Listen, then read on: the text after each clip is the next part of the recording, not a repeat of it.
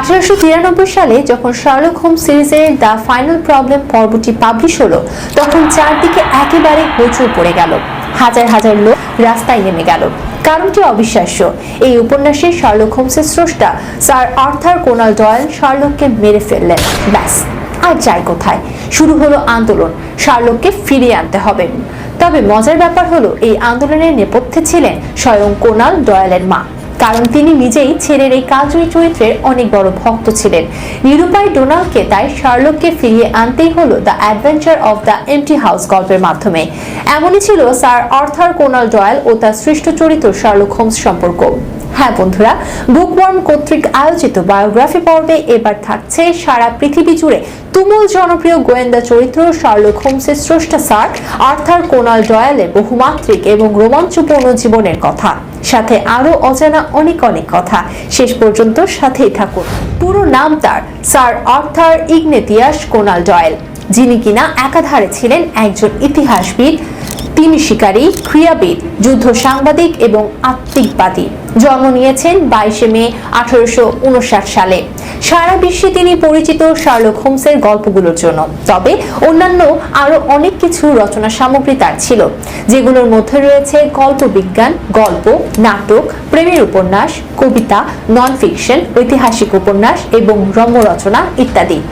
বিশ্বের সবচেয়ে মেধাবী চরিত্রের স্রষ্টা ডয়েল কিন্তু ব্যক্তি জীবনে হতে চেয়েছিলেন একজন ডাক্তার। আর তাই স্কুল শেষে যখন মেডিকেল সায়েন্স পড়বেন বলে ঠিক করলেন, তখন আত্মীয় বন্ধুরা সবাই বেশ অবাকই হয়েছিলেন। সবাই ধারণা করেছিলেন ডয়েল আর্টস নিয়ে উচ্চতর শিক্ষা নেবেন। সে যাই হোক, ডাক্তার হওয়ার উদ্দেশ্যে তিনি এডিনবার্গ ইউনিভার্সিটিতে ভর্তি হলেন এবং সফলতার সাথে ডিগ্রি অর্জন করলেন। তারপর চলে গেলেন আফ্রিকায় ডাক্তারি করবেন বলে। কিন্তু রোগীর দেখা সেখানে আর পান না, কারণ আফ্রিকায় মানুষ আধুনিক চিকিৎসা সম্পর্কে জানতেনই না। তাই 3 মাস পর আবার ফিরেও এলেন। এতে অবশ্য তারই শাপে বর হয়েছিল।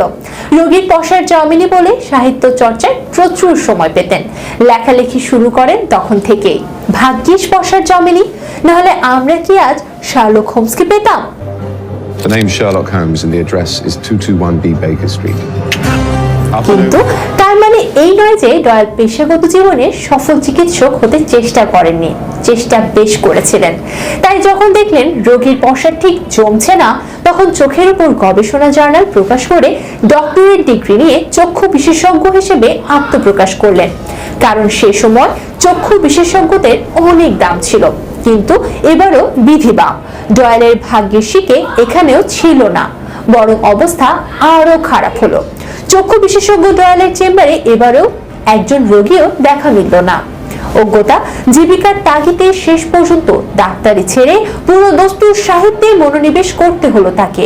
এই সময় স্কটিশ এই লেখক শার্লকের 4টি উপন্যাস ও 54টি ছোট গল্প ছাড়াও আরো বহু বিচিত্র সাহিত্য উপহার দিয়েছেন পাঠকদের। প্রায় একই সময় প্রফেসর চ্যান্সেলর নামে আরেকটি চরিত্র শার্লকের পাশাপাশি দারুণ জনপ্রিয়তা হয়ে উঠেছিল। এর পাশাপাশি আরো তিনি রচনা করেন সায়েন্স ফিকশন, নাটক, রোম্যান্স, কবিতা, ঐতিহাসিক উপন্যাস, স্মৃতিকথা আর কিছু নন ফিকশন রচনা। কিন্তু তার এসব রচনাগুলো কালক্রমে সবই ঢাকা পড়ে গেছে শার্লকের ছায়াতলে।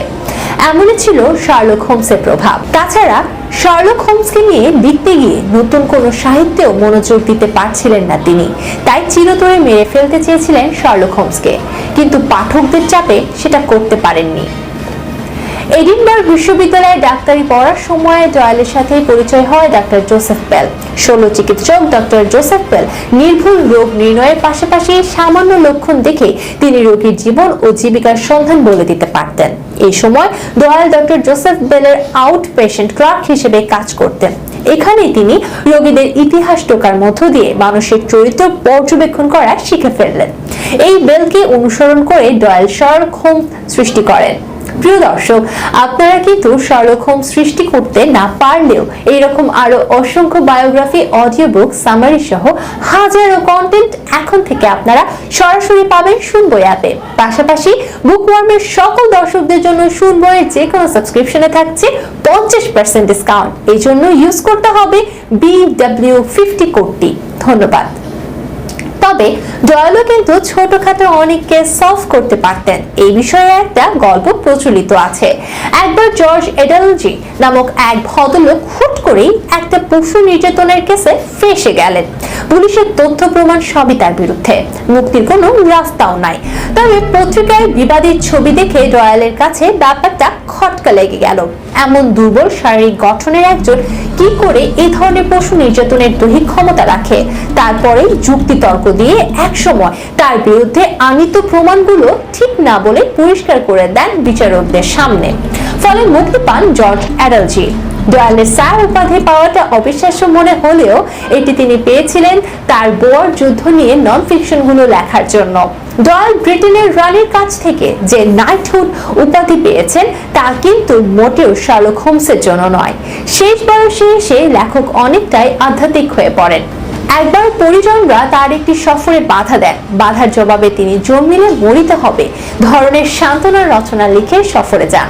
তারপর লন্ডনে ফিরে আসেন বুকে ব্যথা নিয়ে। তখন থেকেই তিনি শয্যাশায়ী হয়ে পড়েন। তারপর আর কখনোই উঠে দাঁড়াতে পারেননি। শেষ পর্যন্ত এই মহান লেখক জন্মিলে মরিতে হবে উক্তির শর্ত পূরণ করে অজানার উদ্দেশ্যে পাড়ি জমান 1930 সালের জুলাই মাসে। পৃথিবী থেকে চলে গেলেন অসাধারণ এক লেখক। বন্ধুরা, কেমন লাগলো আমাদের সবার প্রিয় শার্লক হোমসের স্রষ্টার বর্ণিল জীবন ঘুরে এসে? অবশ্যই জানাবেন কমেন্ট বক্সে।